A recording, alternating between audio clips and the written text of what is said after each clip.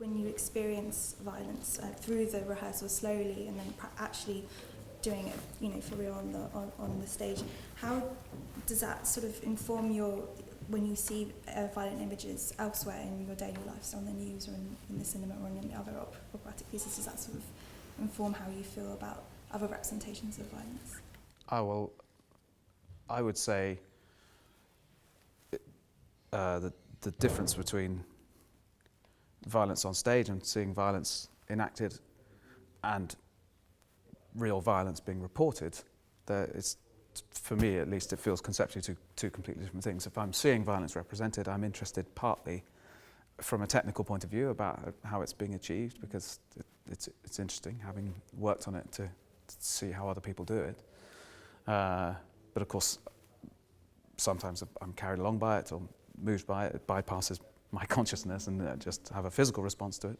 But in terms of real violence and genuine violence, I don't really relate the two. I see them as quite separate things. Maybe they're not for real, but for me, the idea of rape is very real, and so I think it's a very frightening aspect for any woman. Also for men as well, of course. But I think it's something that's probably one of the most feared thing for a woman to fear is something like that.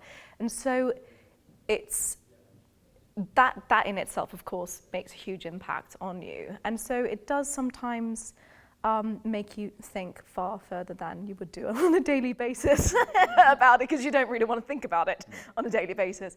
But it does, because it's something that happens all the time, whether people talk about it or not, it is very realistic. And I think it's something you can, even if you wanted to do research in your own way, of course, you look at interviews and you look at, do you know what I mean? You can always draw something from other people's experience to affect your performance.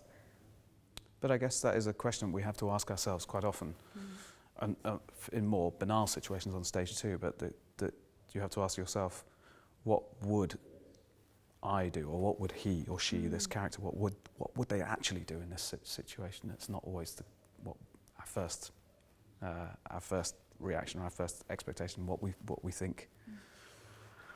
The cliched response, I think quite often you actually think, if that happened, what would really happen?